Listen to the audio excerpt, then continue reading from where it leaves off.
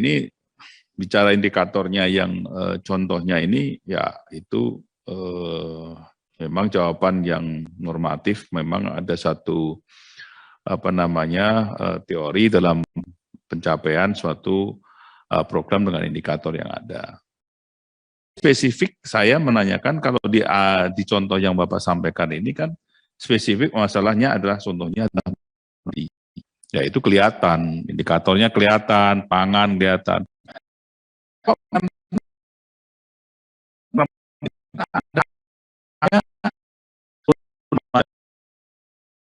Lebih spesifik, misalnya sekarang yang kemarin itu adalah program revolusi mental. Outputnya apa ini?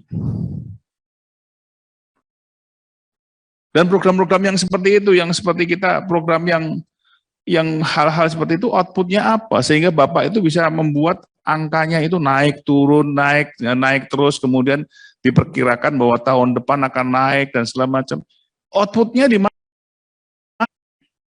Ya kan? Kalau sampai dengan revolusi mental kemarin 70%, artinya itu hampir seluruh rakyat Indonesia 70%, ya, tinggal 30%. Berarti kan ini sudah ada suatu output yang sudah ada indikatornya. Revolusi mentalnya apa sih sebenarnya? Misalnya sekarang, apakah Bapak melihat bahwa revolusi mental itu salah satunya indikatornya tidak ada tawuran, tidak ada orang lagi debt collector yang menekan-nekan di datang rumah, itu apakah seperti itu? Nah, kalau ada seperti itu kan masih ada juga. Nah, di mana indikatornya ini? Jadi jangan membuat satu program yang ada tidak ada indikator tapi ada outputnya. Nah, ini yang saya pertanyakan dalam ini. Kalau ini mekanisme ini kan mekanisme satu teori yang memang sudah normatif. Yang kemarin saya tanyakan adalah program-program seperti itu tuh dari mana? Di samping yang lain.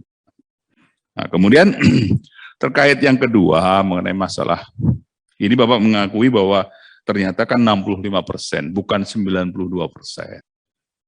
Yang kita pertanyakan kemarin kenapa dia ada jalan nasional 90%, yang lain seperti itu. Nah, kalau memang seperti itu, daerah-daerah ini kan juga ada beberapa daerah yang memang harus dikembangkan menjadi jalur yang memang di Jawa sudah menunjukkan bahwa ada ketidakberpihakan terhadap jalan-jalan nasional non-tol. Ya, kita contoh saja nih Pak ya, contoh yang paling umum. Kalau kita lewat jalur Pantura, ya, jalur Pantura yang non-tol itu aja.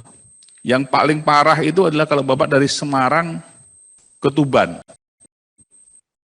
Ya, dan itu masih dilalui oleh jalur angkutan, moda angkutan barang.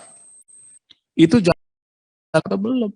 Jalan banyak jalan yang di situ masih ibadah. Ini roda perekonomian gitu. Bagaimana itu pemantapan bisa terjadi pemantap? Ya kan? Sampai Tuban, sampai ke Lamongan. Itu jalurnya itu jalur yang tidak pernah bisa beres itu. Prioritasnya di mana? Ini kan jadi indikatornya jelas seperti itu. Yang seperti saya kemarin juga di dapil saya itu. Ya kan? Jalur yang dapil saya itu Bojonegoro Tuban, Pak. Penghasil migas kan. Penghasil misal terbesar sekarang ini di Indonesia. Tapi Bapak lihat kalau sudah sampai di Babat ke Bojonegoro itu cuma bisa 2 mobil. Sampai ke lokasi pengeboran dan gas dan segala macam itu 2 mobil juga. Padahal itu adalah jalur yang dimana adalah jalur vital yang dimana secara ekonomi menyumbangkan demikian banyak. Coba itu Pak di hal seperti itu kan kalau sudah sampai 92 terus kemudian 95 lah ini jalur yang vital kok masih begini.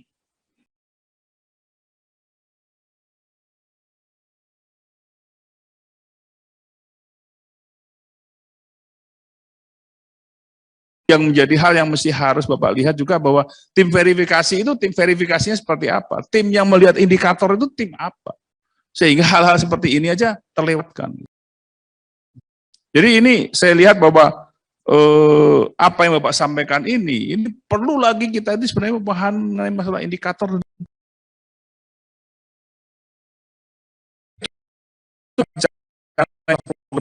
Ini ada itu. Kalau yang tol, ya kita harus memang jalan itu bangun terus memang. Ya program yang mungkin tol yang mungkin nyambung Tuban, Bojonegoro, Ngawi dan segala macam cepatnya dibuat. Tapi non tolnya yang jalan nasional harus juga diselesaikan. Ya saya kira itu yang menjadi satu perhatian masih saya untuk kita dalami bersama. Terima kasih, Pimpinan. Ya.